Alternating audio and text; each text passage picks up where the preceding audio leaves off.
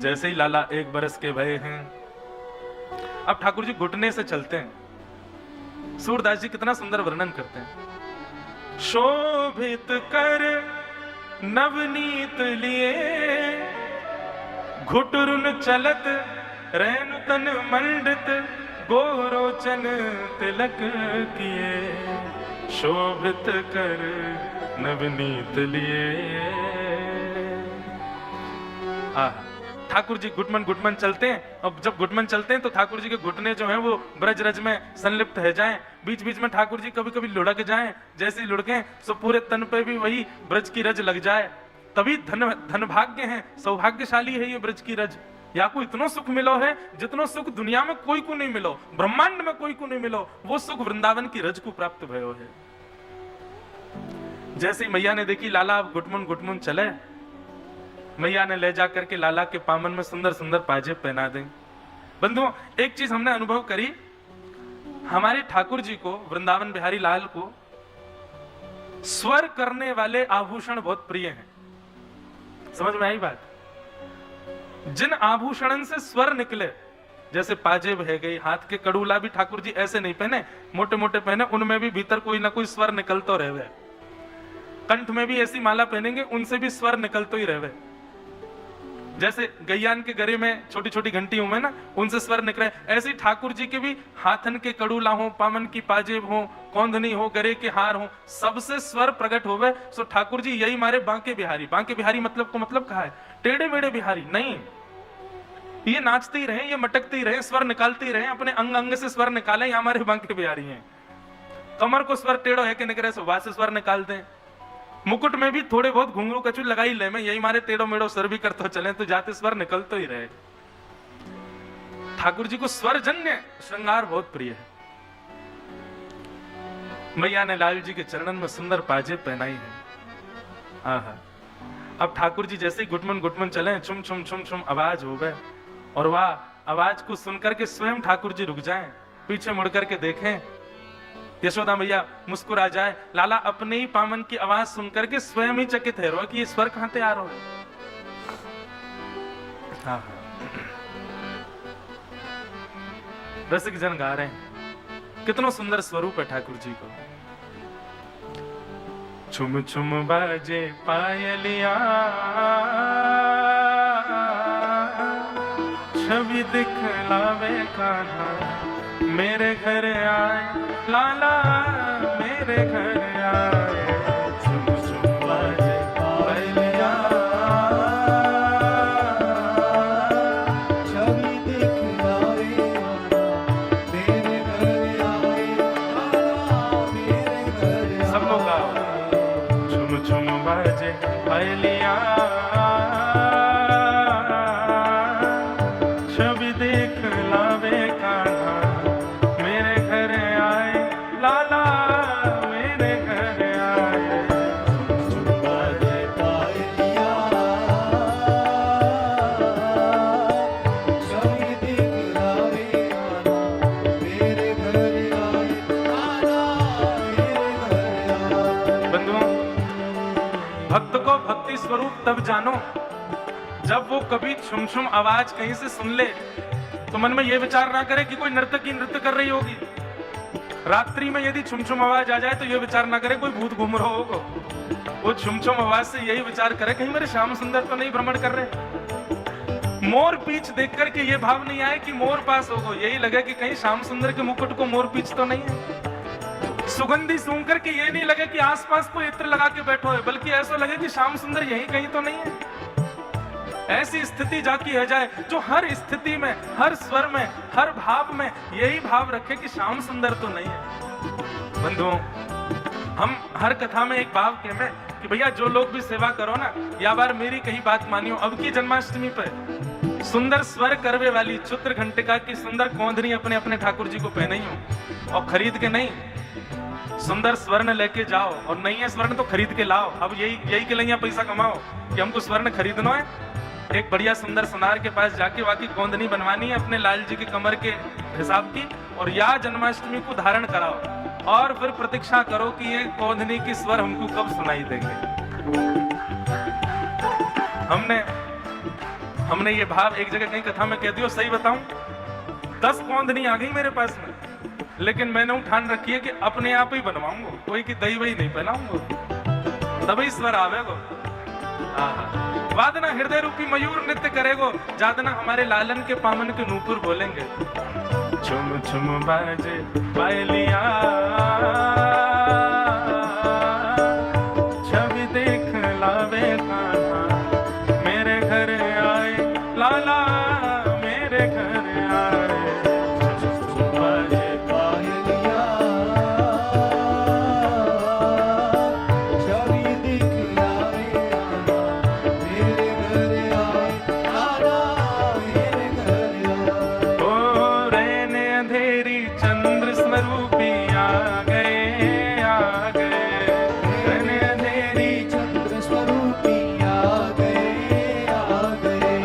रहने अंधेरी चंद्र स्वरूपी आ गए, आ गए। रहने अंधेरी चंद्र स्वरूपी आ गए, आ गए। मात यशोदा और सखियन को भागे, भागे। मात यशोदा और सखियन को भागे, भागे। मात यशोदा और सखियन को भागे, भागे। मात यशोदा और सखियन को भागे, भागे। कांधे काली कमरिया,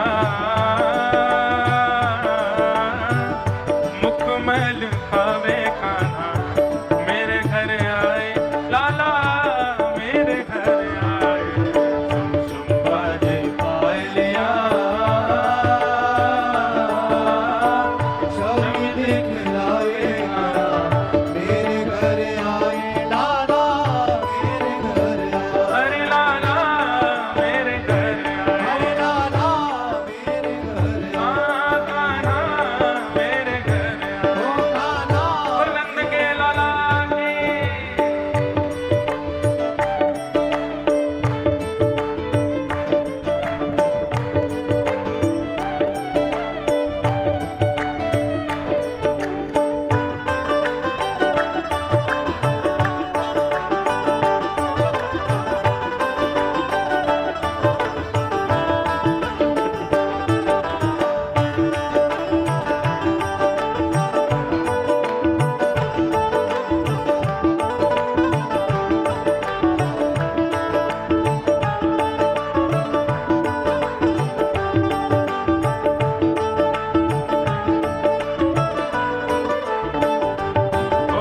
सुनकर छुम छुम सखियां सुध बुध हो गई, खो गई। सुनकर छुम छुम सखियां सुध बुध खो गई, खो गई। हाँ मैं तो दर्शन करके पावन हो गई, हो गई। मैं तो दर्शन करके पावन हो गई, हो गई। मैं तो दर्शन करके पावन हो गई, हो गई। मैं तो दर्शन करके पावन हो गई, हो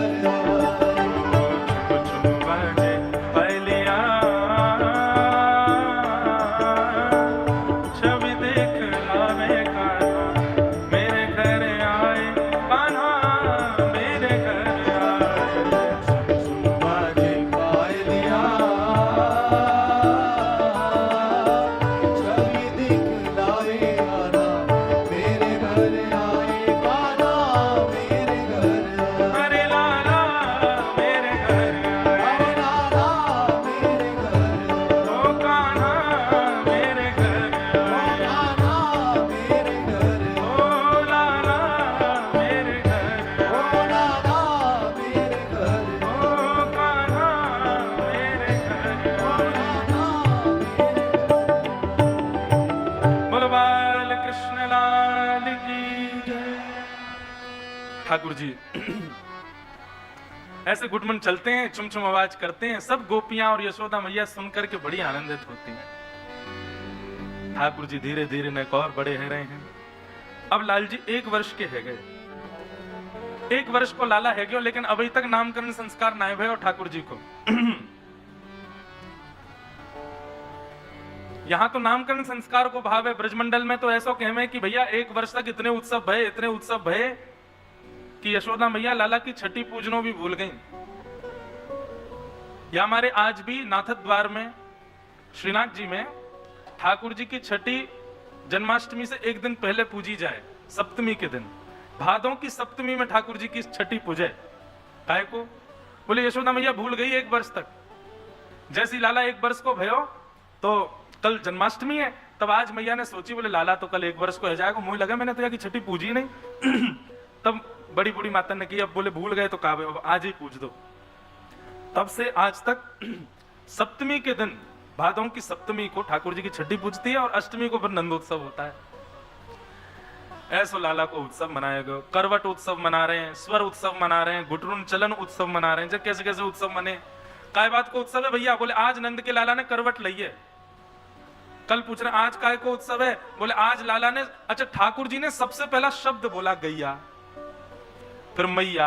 अब कई कहीं गैया, कई कहीं मैया, पर सबसे पहला शब्द ठाकुर जी ने मैया कही, और वो मैया भी गैया को देख के कही। गैया को देख के बोले मैया। आहा, पूरे ब्रजमंडल में उत्सव है लगा। बोले काय बात को? आज लाला ने मैया कही है। फिर उत्सव भयो, बोले अब बोले आज लाला ने बाबा कही है। फिर उत्सव भयो, बलराम जी लिए घूम रहे हैं लाला को गोदी में, बोले क्यों? आज लाला ने भैया कही है अब तो ले ले गोद में सबरी गोपी के हमारो नामू बोल दे ठाकुर जी धीरे धीरे अब हरकत सीख गए। मैया की लाला तेरी आंख कहां है? ठाकुर जी करें ऐसे, मेरी आंख। लाला तेरी नाक कहां है? सो ठाकुर जी अपनी नाक पकड़ ले, ये मेरी नाक। लाला तेरी जीभ कहां है? सो ठाकुर जी अपनी जीभ ऐसे बाहर निकाल के घूमे। अब तो सब गोपी नंबर नंबर लगामे अपनो। लाला तेरी आंख कहां है? ठाकुर जी ऐसे कर करके बेचारे पागल है गए, बोले सबरी आंख ही पूछे। एक गोपी चतुर आई, वहां ने ठाकुर जी से कही लाला तेरे कान कहां है? ठाकुर जी वाकू ऐसे देखने लगे घूर के, बोले मैंने कान पकड़े और ये कहेगी अच्छा लाला मैंने क्षमा कर दिया, तू माफी मत मांगे। लाला तेरे कान कहां है? ठाकुर जी ऐसे देखे, अरे मैया तू तो ऐसे ही बोले, लाला सब जाने। देखियो ये तो जाने ही ना या के कान कहां है। इतने लाल जी उठ करके आए और नेक नेक संभल के चल के और वह गोपी के पास आए और वहां के कान पकड़ के बोले जय रहे कान ऐसी ठाकुर जी मधुर लीला करें। 1 वर्ष के है गए। नंद भवन चारों ओर गोपियां बैठी रहती हैं, बस लाल जी के दर्शन के काज। अब कहा लीला करेगो, अब कहा करेगो, अब कहा करेगो, ऐसे लीला ठाकुर जी की चल रही है। 1 वर्ष के ठाकुर जी भय, नामकरण भयो नहीं। तब श्री गर्गाचार्य जी महाराज का आगमन ब्रजमंडल में हुआ। गर्गाचार्य जी महाराज से नंद बाबा ने निवेदन किया, बोले वैसे तो हमारे कुल पुरोहित सांडिल्य मुनि हैं, पर हम आपसे प्रार्थना करें आप लाला को नामकरण कर दो। गर्गाचार्य जी बोले देखो हम हैं वसुदेव और देवकी के कुल पुरोहित, कहीं हमने आपके लाला को नामकरण कर दिया और कंस को पता चली कि गर्गाचार्य जी ने नामकरण किया है तो उसको संशय हो जाएगा कि कहीं देवकी का जो बालक उसका शत्रु है वो कहीं यही तो नहीं है, गर्गाचार्य जी क्यों नामकरण कर रहे हैं। और बाबा आपको स्वभाव है, मैंने अभी आके सुनी वृंदावन में करवट उत्सव है, बोलबे को उत्सव, घुटरुन चलत उत्सव, इतने उत्सव कौन करे। अरे बालकन को इतना ज्यादा प्रदर्शन नहीं करना चाहिए, नजर लग जाए बालकन को। बालकन को गोपनीय रखना चाहिए, ज्यादा उनको प्रस्तुत नहीं करना चाहिए। नंद बाबा बोले क्षमा कर दो, अब हम क्या करें, एक ही लाला है हमारो तो, और सब ब्रजवासी को अपनो ही लगे हमारे सब उत्सव करें। गर्गाचार्य जी बोले अब थोड़े गंभीर है, जाओ नेक उत्सव कम करो, ये नामकरण उत्सव इसका ज्यादा प्रचार मत करना। तो ठीक है।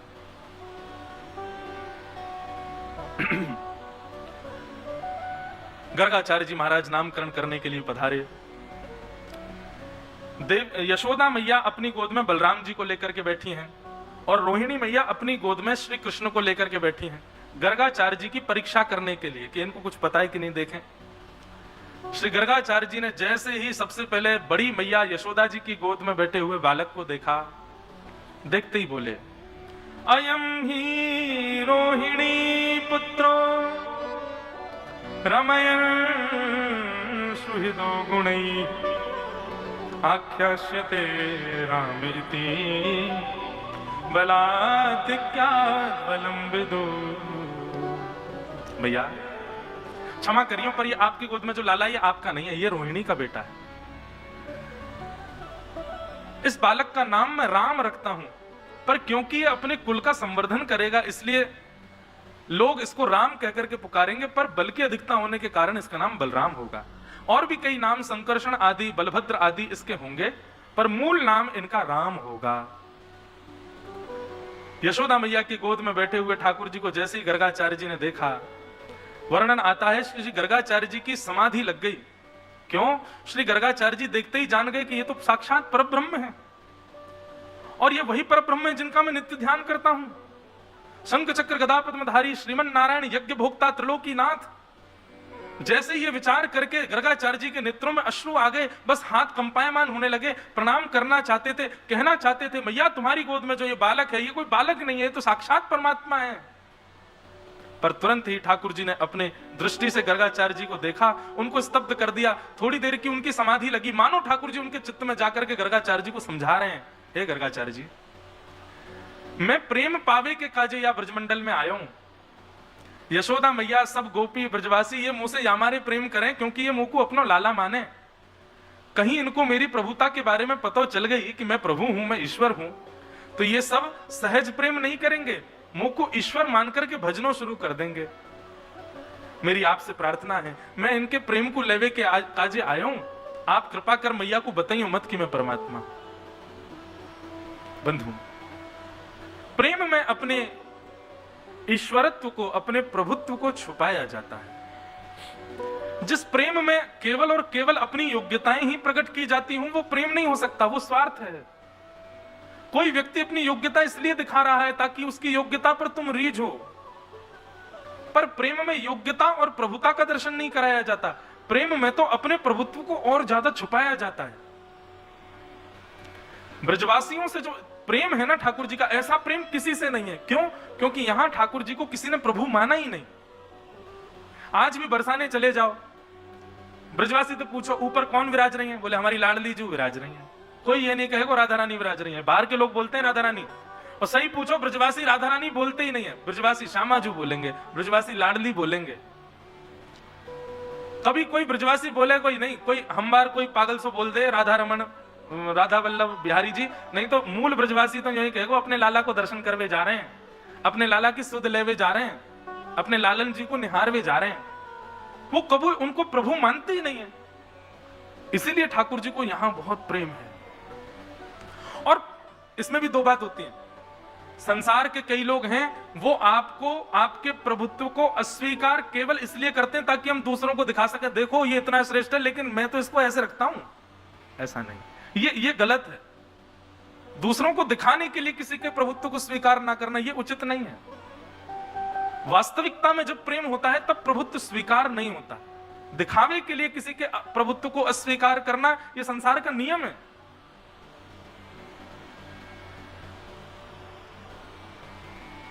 ठाकुर जी अपने प्रभुत्व को स्वीकार नहीं करते ब्रजवासियों के आगे, और गर्गाचार्य जी से मना कर रहे हैं कि आपसे मेरी प्रार्थना है। पर ब्रह्म हाथ जोड़ के कह रहे हैं कि मैया को मत बताइयो मैं लाला हूं, नहीं तो अभी तो मुझको माखन खवावे, अपनी गोद में सुलावे, अपने संग में लेके जावे, और या को पतो चल गई मैं भगवान हूं तो मैं पुजारी को दियावेगी गोकुल में, और मां जाके यूं कहेगी भगवान ने भैया जाए मंदिर में रखो, दिन रात या की आरती पूजा करो, सेवा करो।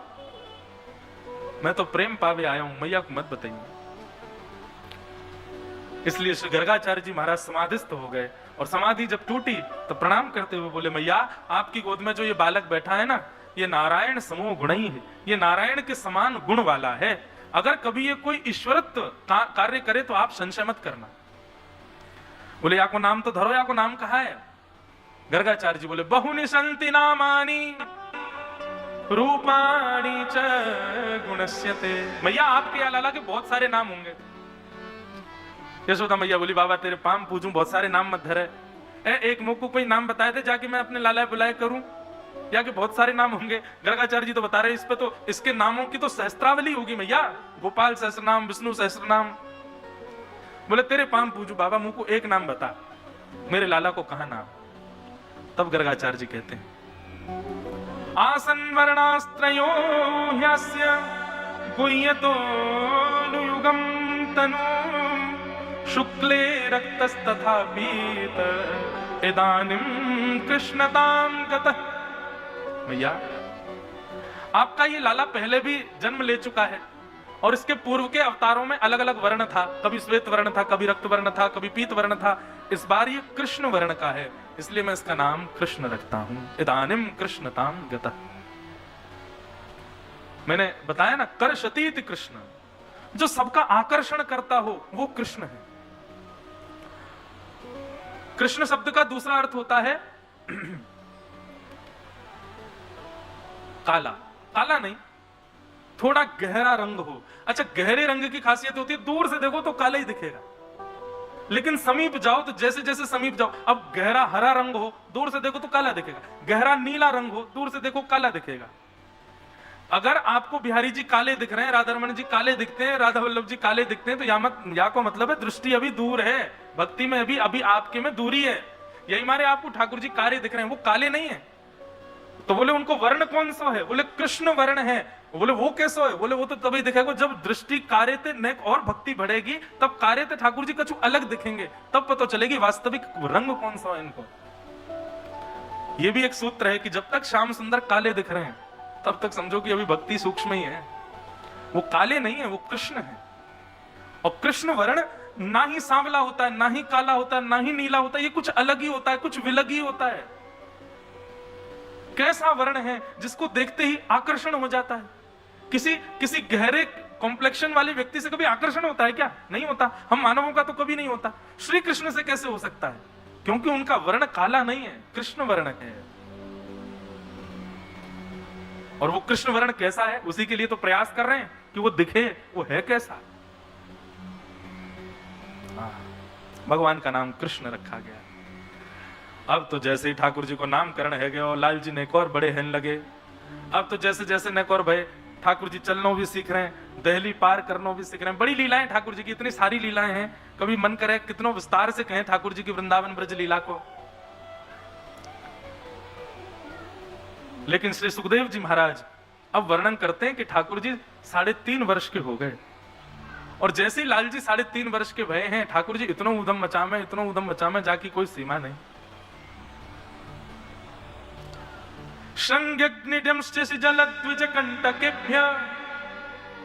बंधुओं, भगवान की जितनी भी लीलाएं हैं ना, उनमें ये माखन चोरी लीला जो है, ये बड़ी मधुर लीला है। ठाकुर जी माखन चोरी क्यों करते हैं ये मैं पहले लीला सुनाऊंगा, फिर उसके बाद उसका मूल भाव बताएंगे। ठाकुर जी श्रृंगी गैयाओं के सींगों से लटक जाते हैं और तब तक लटके रहे जब तक गैया खड़ी ना हो जाए, और जैसे ही गैया खड़ी हो जाए सोई ठाकुर जी को झूला बन जाए, लटक गए वहीं पर। अब गैया जहां दौड़ रही है ठाकुर जी लटके लटके डोल रहे हैं, ठाकुर जी को झूला। लेकिन गैया के सींग में कभी कभी नंद बाबा घी को लेप लगा दें, लेकिन ठाकुर जी को तो नहीं है। मैं रोज सवेरे आमे आंगन में मीटते हुए सीधे गैया के सींग ही पकड़े। वह गैया तो कह रहे मानो मुझको झूला के लाभ, वहां पे झूलते हुए ठाकुर जी जामे। लेकिन आज गैया के सींग में घी लगो, ठाकुर जी ने जाके जैसे ही पकड़े, गैया खड़ी भाई नेक दूर चली होगी, सोई ठाकुर जी के हाथ रिपटन लगे। ठाकुर जी चिल्लाए भैया बचाइयो, बाबा बचाइयो, देख तेरी गैया मुझको मार रही है। ठाकुर जी के हाथ जैसे सरकन लगे, गैया ने तिरछी नजर से देखी, बोले लाला गिरवे वारो है। तो गैया के मन में दो भाव आए, बोले कहीं निष्ठुर जमीन पर गिर दिए तो लग जाएगी, और दूसरा भाव आया ये बड़ो उधम मचा में आज इनको उन्हें मचा चकाए दूं मैं। सो गोबर के ढेर में जाके गैया खड़ी है गई। ठाकुर जी बोले अरे अरे यहाँ पे खड़ी है गई, मैं गोबर में धस जाऊंगा। ठाकुर जी गैया से बात कर रहे हैं, गैया भी जोर जोर से अपने सिर हिला रही है, जल्दी गिरो मेरे गोबर में नहा ले। आज रोज सवेरे मैया जल में स्नान कराए, आज मेरे गोबर में नहाओ। और जैसे गैया ने सींग हिलाए सोई ठाकुर जी को हाथ रिपट गयो और गले गले तक गोबर में जाके ठाकुर जी गिर गए। अब तो गैया उछल उछल के आनंद कर रही है। ऐसे गैया आनंद करें ठाकुर जी के संग। कभी गैया श्रृंगार करे ठाकुर जी को, बड़े गौ माता के संग भी लाल जी की ऐसी ऐसी लीलाएं हैं। यशोदा मैया आवे, लाला कहाँ है? अब गले गले गोबर में धसे भाई ठाकुर जी कह रहे हैं मैया मैं यहां हूं, मुझको जल्दी निकार। यशोदा मैया जावे, जाके लाला को निकारे, बोले कितनों नभाव धुभाव, जय में आके खेले गोबर में। मुझको तो लगा लाला तू पूर्व जन्म को सूकर दिखे। हाँ मैया मैं सूकर हूं। पूर्व जन्म वो बरा भगवान भयो ना, जाने पृथ्वी की रक्षा करी कई। मैया बोली हम बे, बोले वो मैं ही तो हतो, मैं ही बरा बन के आयो। मैया बोली कहां ते जंग बात बनानो सीख गो है, ज्यो ज्यो बड़ो है तो जा रो है, बंदरन की तरह उछले यहाँ ते मां और बात और बनावे इतनी।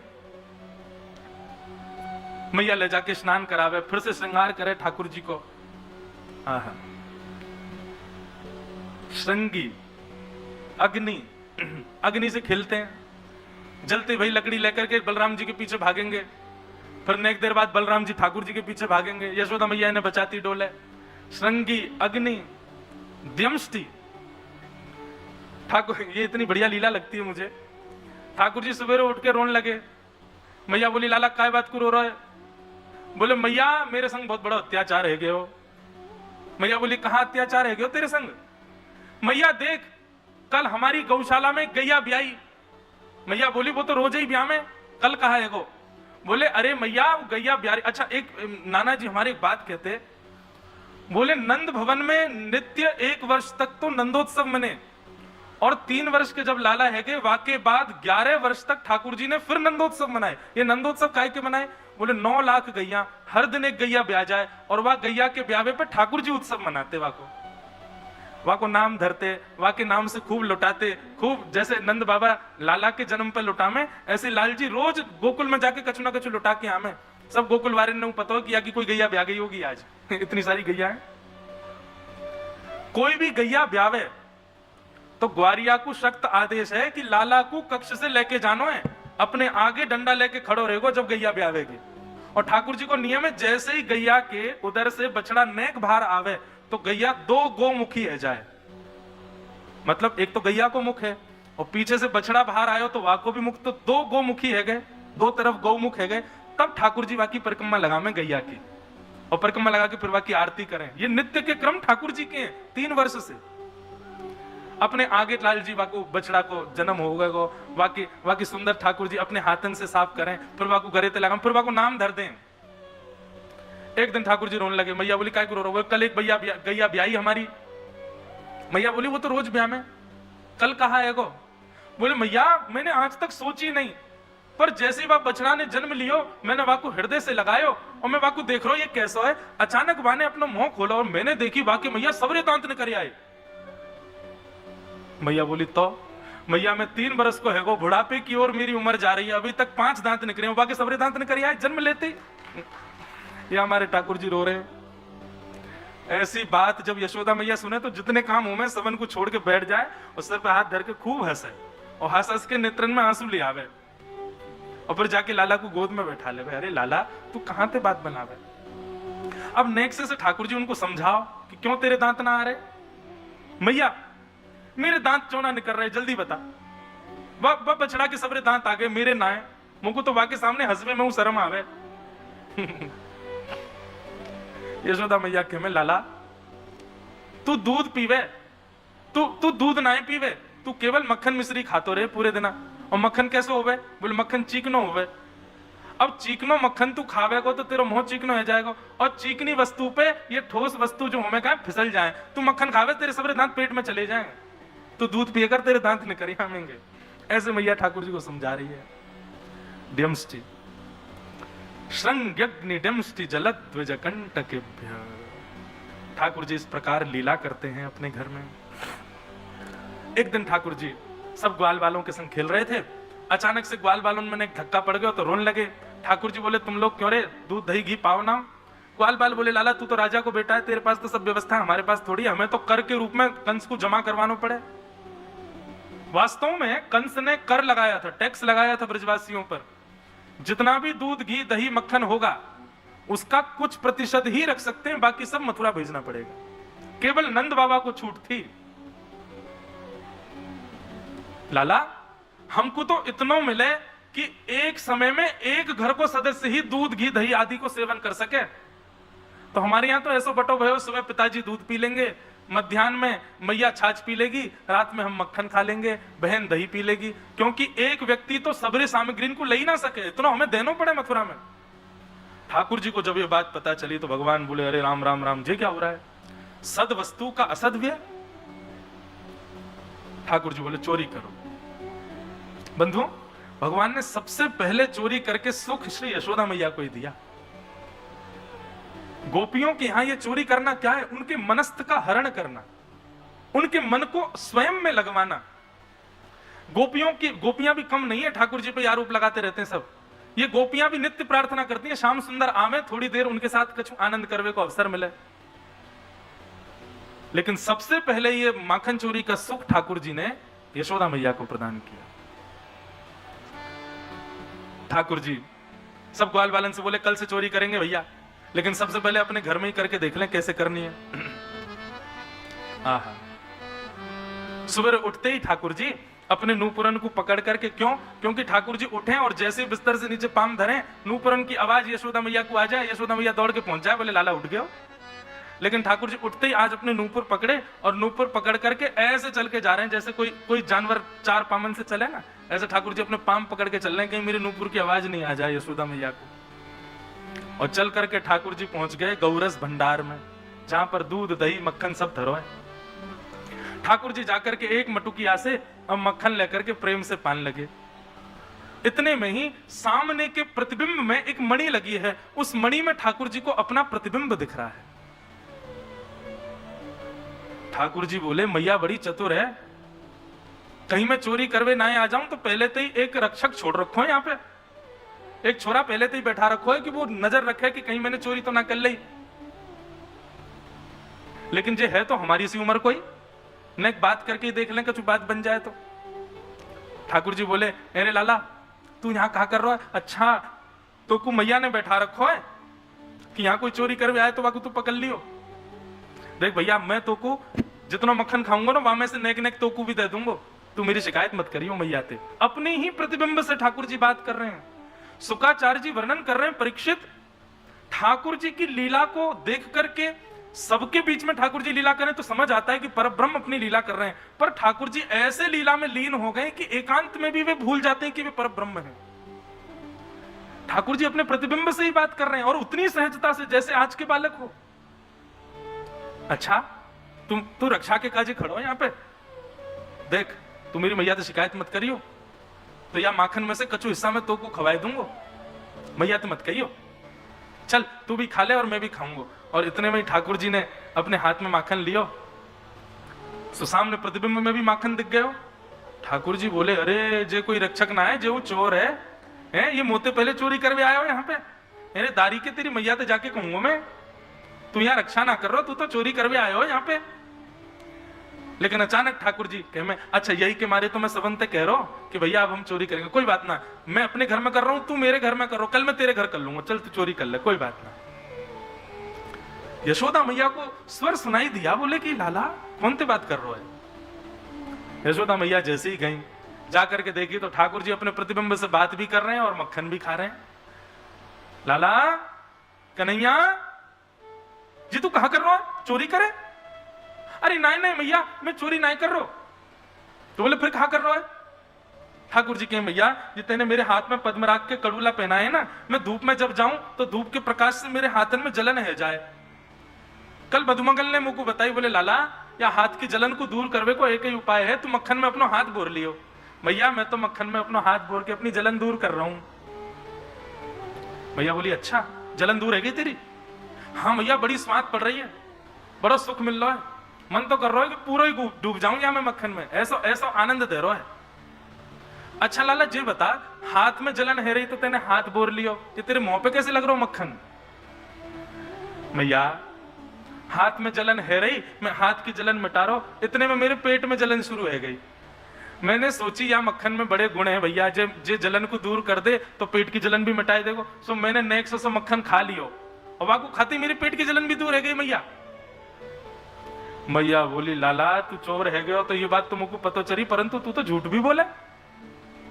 जैसे मैया ठाकुर जी के पास गई, ठाकुर जी बोले मैया मैया धीरे आइयो, एक चोर खड़ो है सामने, मैंने याकू भेला पुसला के खड़ो कर रखो है, नेका देर में यहाँ पे झपट के याकू पकड़ लूंगा या कि मैया के पास ले चलेंगे मैं और तू दोनों। मैया बोली कौन सा चोर? बोले यहाँ धीरे ते आइयो, देख सामने खड़ो है, वो मक्खन खा रहा है। यशोदा मैया ने आकर के देखा तो सामने के खंभ के प्रतिबिंब में ठाकुर जी अपने आप को ही चोर कह रहे हैं। जैसे ही यशोदा मैया आकर के खड़ी भई, ठाकुर जी बोले अरे मैया देख बाकी मैया भी आ गई। यशोदा मैया बोली बाबड़े जे तू ही है और ये मैं ही हूं, पर ये हमारा ही प्रतिबिंब है, अपनी प्रतिबिंब से बात कर रहे हो। सो ठाकुर जी की चतुराई देखो, अब झूठ तो पकड़ो गए हो, सो नेक में ही बात बदल के कहा कह रहे हैं, अच्छा जी मैया मैं हूं? बोले हाँ ये लाला ये तू ही तो है। बोले हम बे मैया ऊपर मोटी सी तू भी तो दिख रही है, ये तो मैं ही हूं, लेकिन मैया तेने मुंह को कभी बताई नहीं, मैं इतना मलूक हूं, देखियो मैं कितना सुंदर लग रहा हूं। मैया मेरी नजर उतार ले, मोकू तो लगे, मोकू मेरी नजर लग गई होगी। मैया गोद में उठावे लाला, एक तो चोरी करे, ऊपर से झूठ बोले, और फिर ऐसी बात बनावे कि मैं तो तेरे को कहूं नहीं। अरे मैया जे बता मैं कौन को लाला? बोले तू मेरो लाला। ये नंद भवन कौन को है? बोले जे भी तेरो ही है। ये 9 लाख गैया कौन की है? बोले जो तेरी है। और ये नंद बाबा कौन को है? बोले जो तेरो ही है। ये सबरी मटकी कौन की है मैया? बोले जो तेरी है। और इन मटकी में रखो हुए मक्खन कौन को है? बोले जो तेरो। सोई ठाकुर जी खड़े गए, बोले मैं ही मालिक हूं, अब मैं चाहे जैसे खाऊं मेरो मक्खन, मैं चाहे चोरी करके खाऊं, लेके खाऊं, उछाल के खाऊं, फोड़ के खाऊं मैया। अरे जब मैं ही मालिक हूं सब चीजन को, तो मोए रोक टोक का है कि तू ऐसे ना खावेगो, चोरी ना करेगो, जे नहीं करेगो। यशोदा मैया भागे पीछे और ठाकुर जी चौकड़ी मार के भागे, कभी छत पे चढ़ जाए, कभी गौशाला पहुंच जाए, गैयान के पीछे जाके छुप जाए। ऐसा ऐसा ठाकुर जी उदम मचा में। ठाकुर जी ने ग्वाल बालन से कही भैया घर में तो चोरी हम करना है पा रहे, अब गोपीन के यहाँ करेंगे। आहा कि वत्सान मुंचन क्वचित समय क्रोश संजात हास स्तेयं स्वादद्धिपयः कल्पितैस्तेययोगैः मर्कान् भोक्षन् विभजति सचेन्नात्रिभाण्डं भिनत्ति द्रव्यालाभे सग्रह कुपितो यात्युपक्रोशतो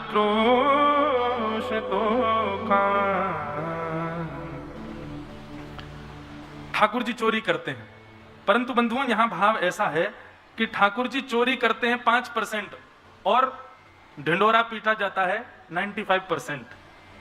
मतलब ठाकुर जी क्रिया तो करते हैं नेक, लेकिन बता दिया जाता है बहुत। और वो क्यों किया जाता है? अब चोरी भैया एक गोपी की यहां, लेकिन शिकायत करवे पूरा मोहल्ला आवे, काहे को वह गोपी के चक्कर में हमको भी दर्शन हो जाएंगे लाल जी के। ऐसी गोपीन की भाव, ऐसी गोपीन की मनस्थिति है। गोपियां कह रही हैं, बोले मैया अपने लाला को समझाए लो। का कियो मेरे लाला ने? बोले वत्सान मुंचन क्वचित समय क्रोश संजात हास। बोले एक दिना में बैठी भाई, बहुत ध्यान से सुनियो, एक दिना में बैठी भाई तुम्हारो लाला आयो, और तुम्हारो लाला आके मुझसे बोलो, बोले अरे अरे भाभी जी तुम्हारे घर से मीठी मीठी दही की सुगंधी आ रही है। मैं मैया दही की मटकी के ऊपर मूढ़ो धर के बैठी, कहीं चोरी ना कर ले जाए। मूढ़ो समझते हैं? अब हमारे यहाँ तो मूढ़ा ही बोलते हैं। बैठने वाला, अंदर से पोला होता है, छोटे छोटे होते हैं। मैया मैं मटकी के ऊपर मूढ़ो धर के बैठी कि कहीं लाला चोरी नहीं कर ले। मैंने नेक दूध को मीठो दही बनायो, सोई आगे बोले भाभी जी ऐसा लग रहा है मीठो दही है तुम्हारे घर पे। मैंने कि लाला यदि तेने ढूंढ के दिखाई दियो तो दही तेरो। अब मैंने सोची मैं तो ऊपर ही बैठी हूं, मेरे नीचे तक कैसे ले जाए वो। सोई तुम्हारो लाला बोलो भाभी जी 5 मिनट को समय दे दे, नहीं दही अपने नाम कर लियो तो मैं नंद को छोड़ा नहीं। मैंने कि हाँ जा जा लगी लाला तेरी और मेरी, जा तू दही अपने नाम करके दिखा। सोई मैया तुम्हारो लाला गयो और पीछे की हमारी गौशाला में जाके गैयान के सबरे बछड़ा बछियान को खोल के भाज गयो। अब सबरे बछड़ा बछिया गैयान को दूध पीने लगे। इतने में मेरे बालक ने हल्ला मचा, अरे मैया जल्दी देख गौशाला में सबरो दूध बछड़ा बछिया पी रहे हैं। जैसे ही मुझको पता चली बछड़ा बछिया खुल गए, सोई में उठ के भाग गई। सोई तुम्हारो लाला पीछे के द्वार पे आयो, मूड़ा उठा करके दही लेके गोद में बैठ गए हो। बोले मैंने पहले ही कही दही अपने नाम कर लूंगा। बोले ऐसा है तुम्हारो लाला, वत्सान मुंचन क्वचित समय, बछड़ान को बछियान को खोल के भाग जाए क्वचित समय, कोई भी समय पे। क्रोश संजात हास, तुम्हारो लाला चोरी करे। मैया बोली काय की चोरी करे? बोले दधी पयह, दही की, मक्खन की, पयह यानी दूध की। श्री कुम्भनदास जी महाराज ठाकुर जी की दूध चोरी लीला पर एक पद गाते हैं। माखन चोरी, दही चोरी, घी चोरी, पर श्री कुम्भनदास जी कहते हैं इसको कहते हैं फूटकार लीला। कहा कौन सी लीला? फूटकार लीला। फूटकार को मतलब कार्य, इसको कहते हैं फूट, फूटकार लीला। पाए हो नीके आज हरि पाए हो नीके आज हरि पाए हो नीके आज हरि पाए हो नीके हाँ पाए हो नीके आज हरि पाए हो चोर चोर दधी माखन खायो चोर चोर दधी माखन चोर चोर दधी माखन खायो चोर चोर दधी माखन खायो गिरधर दिन प्रतिनी के आज हरि गिरधर दिन प्रतिनी के पाए हो नीके आज दधी पाए हो एक गोपी ने अपनो दूध बढ़िया से मटका में भर के और सुंदर अधोटो दूध एक सुंदर घंटी के छीका पे लटकाए दियो कि लाला चोरी करवे आवेगा और जैसे ही छीके को पकड़ेगा घंटी बज जाएगी और जैसे ही घंटी बजेगी स्वर आवेगा दौड़ करके आऊंगी डंडा लेके लाला की खूब जोर से धुनाई करूंगी। ठाकुर जी अपने सब ग्वाल बालन के संग पीछे के द्वार से पहुंच गए। ऊपर देखो छीके पे बढ़िया सुंदर अधोटो दूध रखो है। सोई ठाकुर जी ने कही भैया आज यही दूध को पान करेंगे। बोले कैसे करेंगे? बोले लकुटी है ना संग में, नए कूचा चढ़ाए दो बढ़िया नीचे तो एक छिद्र कर दूंगो दूध पूरा नीचे आवेगो मैं ओक लगा के पीऊंगो जितनो दूध छलकेगो चारों तरफ तुम सबरे खड़े आ जाइयो वह दूध को तुम लोग पान कर लियो। आज बढ़िया अधोटे दूध को ही भोग लगाएंगे। 5 ग्वाला वा के ऊपर 4 ग्वाला 3 ग्वाला वा के ऊपर अकेले ठाकुर जी, फिर भी इतने छोटे छोटे ग्वाला हैं कि अभी तक छीका के पास पहुंचे ही ना है। सोई ठाकुर जी ने अपनी लकुटी ली और लकुटी लेके जैसे ही मारन लगे इतने में ही मधुमंगल श्रीदाम बोले लाला रुक रुक रुक रुक रुक रुक अभी मत छेड़ियो। अरे ऊपर तो देख एक घंटी के ऊपर छीका बंधो। अरे बड़ी चतुर गोपी है यार, पता है हम चोरी करवे आवेंगे और हम जैसे छीको पकड़ेंगे स्वर होएगा, स्वर होते ही ये गोपी आके हमको पकड़ेगी। लाला सावधानी बरते भैया, कहीं और चल रहे आज कहीं और दही मक्खन दूध खा लेंगे या क्या हम ना खाएंगे, देखियो अभी पकड़ लेगी हमें। ठाकुर जी बोले आज तो यही कि यहाँ कोई दूध पीनो तूने एक डट में अभी आऊं। ठाकुर जी वह घंटी की ओर देखे, तेरी घंटी ए तू हमको जाने? घंटी ने हाथ जोड़ के कही बोले जी भगवान मैं आपको जानूं, मैं आप स्वामी हैं, मैं आपकी दासी हूं। ठाकुर जी बोले दासी है तो फिर स्वामी की आज्ञा को पालन करेगी? बोले निश्चित करूंगी। बोले हम तो को हिलामेंगे तेरे ऊपर रखे छीका में से दूध पिएंगे लेकिन तू बजियो मत। घंटी बोली जो आज्ञा स्वामी मैं नहीं बजूंगी। ठाकुर जी ने खूब छींको हिलायो नहीं बजी, जोर जोर से छींको हिलायो नहीं बजी। ठाकुर जी बोले आज्ञा पालन कर रही है चलो अब प्रेम से भैया हम तो पाएंगे। तुरंत ठाकुर जी ने लकुटी लेकर के जैसे ही छिद्र कियो दूध की अविरल धार नीचे गिरने लगी। ठाकुर जी के मुखमंडल पर जैसे ही दूध जान लगो ठाकुर जी प्रेम से पीने लगे, वही छलक करके नीचे गिरने लगो। नीचे खड़े हुए ग्वालन ने अपने ऊपर ऊपर मुख करके अपना मुंह खोल लियो। एक तो अधोटो दूध ठाकुर जी के हाथ से लग रहा है, फिर ठाकुर जी अपने ओट्स से पी रहे हैं तो अधरामृत मिश्रित है कि नीचे गिर रहे हो और वाकु सब ग्वाला पी रहे हैं। कभी कभी वो दूध की धार ठाकुर जी के माथे पे, नाक पे, कान पे, सिर पे सब जगह पड़ रही है, मानो ठाकुर जी पान भी कर रहे हैं और अभिषेक भी करा रहे हैं। बंधुओं वास्तव में ये पंचामृत अभिषेक जो होता है ना ठाकुर जी का, ये ठाकुर जी का ही होता है, मानवों का नहीं होता। क्यों? बोले ठाकुर जी को जब पंचामृत अभिषेक हो गए तो ठाकुर जी नेक अपनी जीभ और निकाल लें, प्रेम से बात दूध घी दही सबको पान और करें। तो ये हमारे ठाकुर जी को पंचामृत अभिषेक में बड़ा सुख मिले। घंटी ने मन में विचार किया, दुग्ध पी रहे हैं, अभिषेक करा रहे हैं और मैं निगोरी यहाँ चुपचाप बैठी हूँ।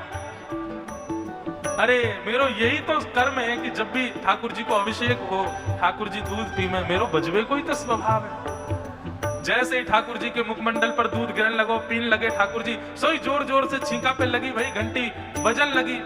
जैसे ही घंटी बजी महाराज स्वर सुन करके गोपी डंडा लेकर के आई है वहां पर। जैसे ही गोपी आई, गोपी के आते ही ठाकुर जी ने तो छीको पकड़ रखो, सबरे ग्वाल बाल भग गए, ठाकुर जी अकेले लटके रह गए ऊपर। बोल बाल कृष्ण लाल की। अब स्वरूप देखो, घंटी, घंटी के नीचे छीको और छीका पे लाल जी लटके हुए, और नीचे सखी खड़ी है हाथ में डंडा लेके। बोले अब आ नीचे। ठाकुर जी कह रहे हैं आज कैसे बच के भागू यहाँ थे, और ये सबरे मेरो साथ देवे वाले नेक में भाज गए यहाँ थे, सबरे ग्वाला भाज गए वहां थे। आहा, रखियो भवन द्वार ब्रज सुंदरी, राख्यो भवन द्वार ब्रज सुंदरी, यह ठाड़े पे पी के, यह ठाड़े ठाकुर जी वहां से कहने लगे अरे सखी मेरे लग जाएगी, तुम मुझको मारियो मत। सखी कहने लगे ना ना तू नीचे आ जा, जैसे नीचे बिल्कुल व्यवस्थित आएगा तभी तेरी पूजा उतारूंगी। ठाकुर जी सोचने लगे कैसे भागूंगा यहाँ से। तो ठाकुर जी ने ऊपर देखी कि जो छीका में से दूध अभी निकल ही रहे हो, तो ठाकुर जी ने नेक देर में मुंह खोल के अपने मुंह में सबरो दूध भर लियो, और दूध भर के जैसे तैसे ठाकुर जी नीचे उतर के आए। जैसे नीचे उतर के आए गोपी ने हाथ पकड़ो, बोले बता तेरी मैया बहुत के मेरो लाला चोरी ना करे, चोरी ना करे, आज रंगे हाथ पकड़ो तो मैंने। ठाकुर जी बाकी और देख रहे हैं और मुंह भरो भयो। गोपी करी कहां भर रखो मुंह में। श्री बुम्मन दास जी कहते हैं भर गंडूस छीट दे मारी, भर गंडूस छीट दे मारी, भर गंडूस छीट दे मारी, भर गंडूस छीट दे मारी, भाग चले दैकी के लालन, भाग चले दैकी के लालन। जैसे गोपी ने हाथ पकड़ के कहा भर रो तेरे मुंह में। ठाकुर जी बोले पास आ। गोपी ने पास गई, सोई बाकी खुले भाई नेत्रन में ठाकुर जी ने सीधे मोहते अपने पिचकारी मारी, भर गंडूस छीट दे मारी।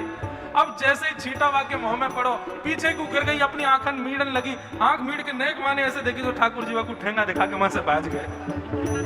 भर गंडूस छीट दे मारी, भर गंडूस छीट दे मारी, भाग चले दैकी के लालन, भाग चले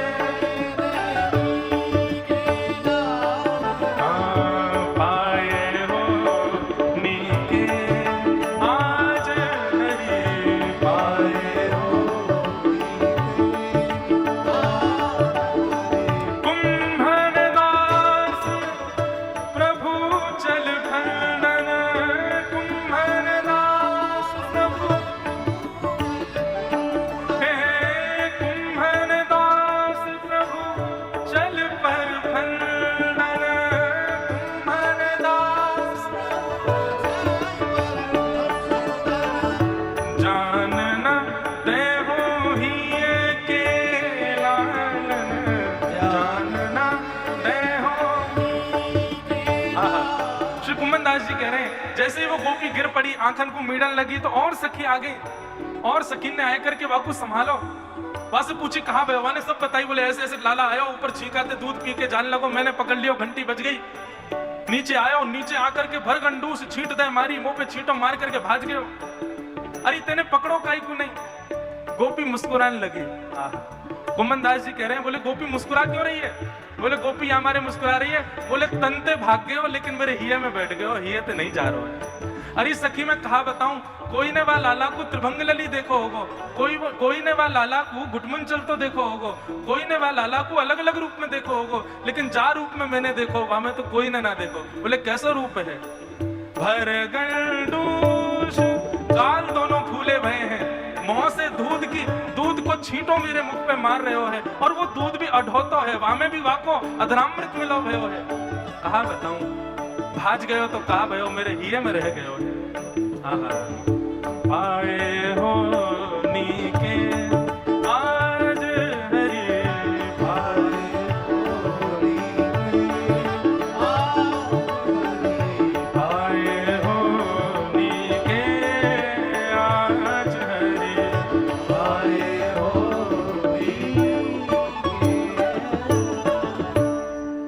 प्रकार ठाकुर जी की है फूतकारी लीला। ऐसा आनंद करा के गए। कभी कभी मन में आवे ये लाल जी के गाल हमेशा फूले ही क्यों नहीं हैं? ये तो फूतकार करवे को तैयार बैठे हैं, हमने अभी उनको अवसर दियो नहीं है। ये हमारे इनके गाल फूले ही रहे। देखो राधा रमन जी को गाल फूले रहेंगे, राधा वल्लभ जी फूले रहे, श्रीनाथ जी फूले ही रहे हमेशा। ये अपने मुंह में इनने अधरामृत और दूध भर रखो है, लेकिन हमारी भक्ति जादना व गोपी की तरह है गई। जादना हमारे हाथ पड़ गए, वही दिना ऐसे भर गंडूस छींट दे मारी, वही दिना हमारे ऊपर भी फूतकार लीला करके जाएंगे ठाकुर जी। बोल फूतकार लीला करवे वाले लाल की जय।